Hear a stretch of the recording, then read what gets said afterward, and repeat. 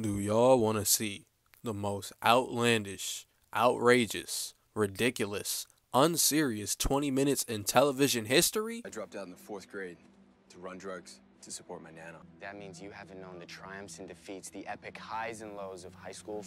I got y'all. Girl Meets World is a show that aired on Disney Channel in the mid-2010s for like 3 seasons. It's a sequel to the popular 90s sitcom Boy Meets World that follows Riley Matthews, the daughter of Topanga and Corey from the original show, as well as her friends navigating the world around them, hence the name. It sounds like a nice show, right? I mean, yeah, I ain't gonna lie. I watched it. 12, 13-year-old me checked it out. It was alright, but there was one episode in particular that grinded my gears. It still does to this day. This episode is called Girl Meets Riley Town, and I don't know which episode number it is, but I'm pretty sure it's season 2.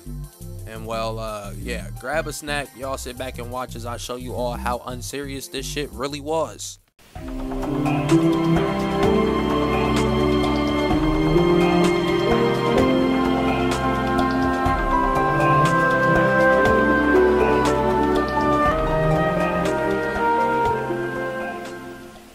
So the episode starts off with Riley not trying to go to school. She tried to use the fake sick method. Pretty normal middle school behavior, you know what I'm saying? It's been some times where I pulled that card, but my mom was familiar with my game. Hey, but hold up though. I don't like how she just popped into the room like that. And I get that they supposed to be best friends, and this is also New York, so everything is kind of compact and whatnot. But just imagine you're chilling in your bed, doing whatever it is that you do at 6 or 7 in the morning, and then your friend pops up through the window, bruh. It's people I know or have been friends with since I was like 6, and if any one of them ever walked in my house unannounced, I am fighting them. Like come on, son, look at this shit. Dirty ass outside clothes on the bed. Well, what the fuck are we doing? Anyway, Maya's like, come on, let's go to school. Let's get out of Riley Town.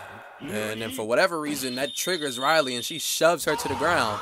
And she started saying self-demeaning things about herself, and Maya was still trying to cheer her up, but then Riley started calling her a bully. 6:30 in the morning, and she's already on bullshit timing. And I'm gonna tell y'all right now, it doesn't get any less outlandish than this. So now they're in class learning about war and whatnot, but then Riley decides to make today's class about her, which, may I add, is a very recurring theme throughout this show, but I'll get to that in a second. The teacher was actively teaching, and she starts talking about her problems. I would hate to be in this class because I don't think they got through a single lesson from start to finish, even once throughout this whole series. Every day it would be something wrong with one of these 4 or 2 or just the whole group, and then her dad would stop the class to aid these niggas, and they problems don't even be worth stopping the class for. It was this one episode where my man's right here called Maya short, and then she started tweaking to the point where, like, it was some bullshit, bro. They be on bullshit. Like, imagine you in this class trying to get up to a B so your mom don't yell at you, and then we got the teacher's daughter challenging folks to a duel in the middle of social studies, and of course this nepotist isn't gonna say nothing. That's how you know this school is soft as hell, because real ones would have settled that shit at lunch, bro. Ain't no time to beef in the classroom, you know what I'm saying? So now they taking their beef, if you even want to call it that, to a local establishment,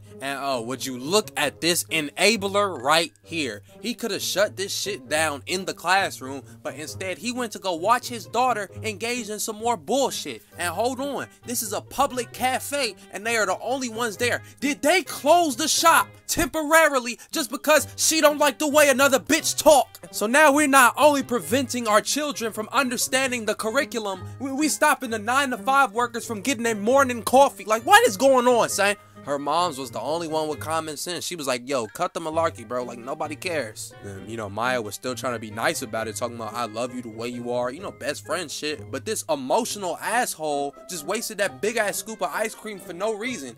Mind you, it's 10 minutes into the episode damn near, and not one of these niggas know what's going on with her. She's just doing this shit for attention at this point. But this is exactly where the fuckery really starts.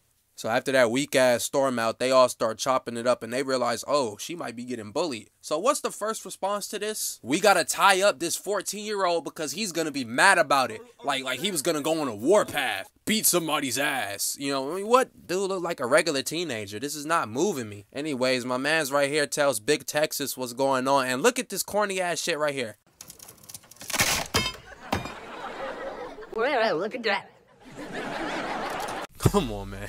Come on. Ooh, shiver me timbers. We need the National Guard because this guy's crush is getting bullied. Get the fuck out of here. And what's worse, like I just said, this is a public establishment. He just damaged private property for no reason. This is a crime. He's a criminal. And where is the owner? This nigga just broke a drawer and it just never gets addressed again. He didn't even neatly put it down or nothing or try to fix it, man. He just threw them hoes on the ground. No decorum, no respect for the cafes all across the world. This cornball just did all that shit to be cool.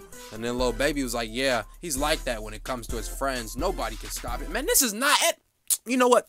Next scene, shit. So as it turns out, Riley is getting cyberbullied, and you know, I have thoughts, but I'm not going to speak on them at this time.